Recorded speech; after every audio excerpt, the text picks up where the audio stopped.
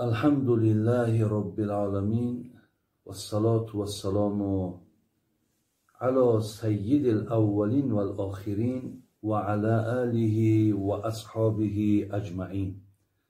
السلام عليكم ورحمة الله وبركاته. از الله مهربان خواهان او هستم که خدای مهربان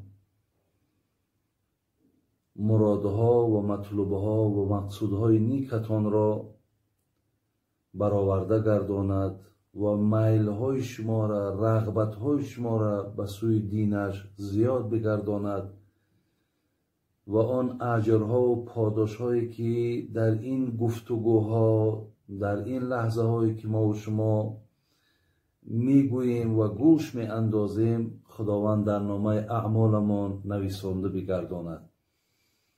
و از الله مهربان خواهان او هستم که خدای مهربان بعد شنیدن این سؤال ها توفیق عمل کردنش را بر یکایک ما نصیب بگرداند. برادران عزیز و گرامی، در نزد من یک چند سؤال هست منتظر جواب.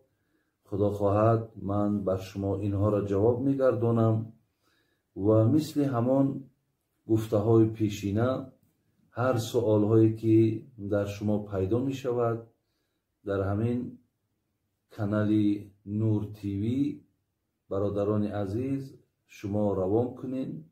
خدا خواهد برای من اینها را انشاءالله میارن و من از همین شبکه برای شما جواب هایی که انشاءالله نزد من هست من بر شما میرسانم.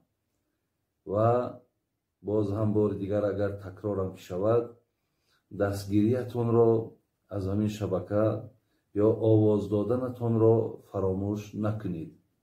برادران عزیز و گرامی، سؤال اولی که نزد من هست، من چند پیش از روی نادانیم نسبت شما بدگویی و غیبت کردم.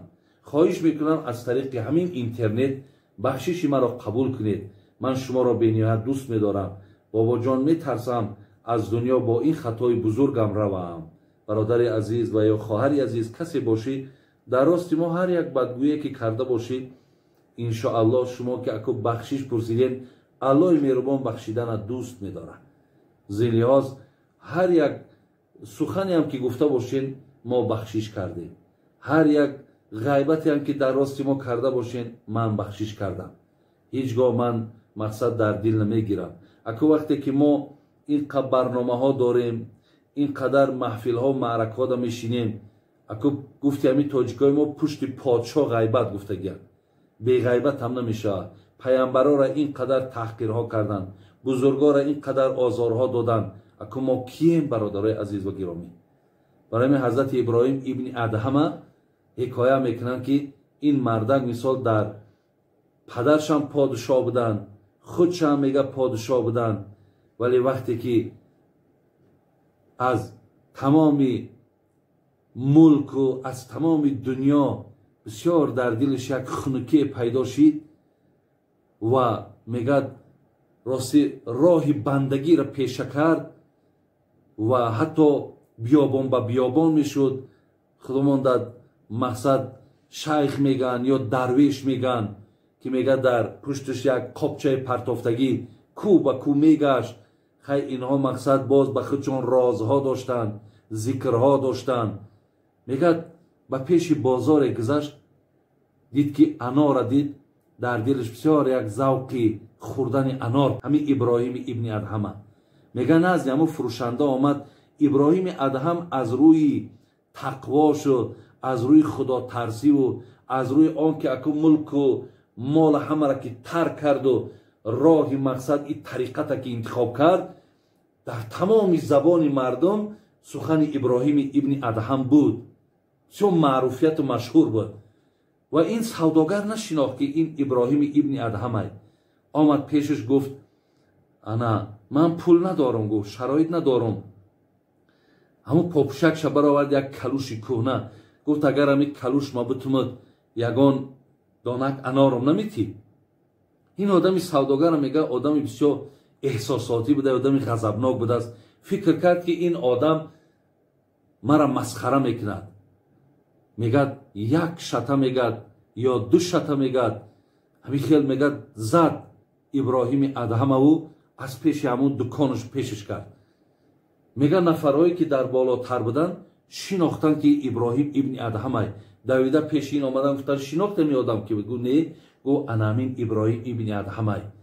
این آدم میگه بسیار خجالت شد، غمگین شد که من این خیل آدمی بزرگ، این خیل آدمی شریفه مقصد با شته زدم. میگه از قفاش دویدن آمدن، انارها را همش در دستش گرفتن، گفتن مرحمت بگیر. گفت حضرت من شما را نشناختم. گفتن نه نه من دیگر مقصد قبول ندارم، لیکن گفت خیر بخشش کن که من پا دراز کردم، این حال من چی می شود؟ گفت وقتی شته دوم میزدی من شته یکم بخشیدگی بودم، وقتی شته سیوم میزدی من شته دوم بخشیدگی بودم. الله من بخشیدن دوست می‌دارد. برای این انشاءالله برادران عزیز و گرامی، ما هم از زمره بندگانی هستیم که هر کسی در حق ما هر چی میگوید، اگر مثال بخشش پرسیده باشد، بخشش هم که نپرسیده باشید، برادر از من شما را بخشیدگیم. هیچ یگان در دلهاتون یگان قدرتی هم یا یگان غمگینی هم پیدا نکنید. دیگر سوال، در نزد شخصی که سیگار میکشد بوی سیگارتش طهارت را میشکند و من هم در اونجا باشم گناهگار میشوم؟ اکو البته مقصد بوی سیگارتی وای طهارتی تو را نمیشکند، لیکن حدیثی که من رأى منکم منکرا فلیغیره بیدی فإن لم یستطع فبلسانه فإن لم یستطع فبقلبه و ذلک اضعف الایمان. این پیامبر گرامی چی گفتن؟ وقتی شما یک منکرات شرعی را دیدین با دستاتون تغییر دین، اگر نتونستین با زبانتون گویین، اگر نتونستین با دلهاتون بعد ببینین. زلیاز اگر همون کاری نادرست است شما گویین که برادر عزیزم سیگار کشی ای نگاه شریعت نادرست است. جهت دیگر چین که با سلامتی تو بسیار خوف و خطری کلان دارد. اگر همینا را نگویید تو بعد گناهگار میشوید.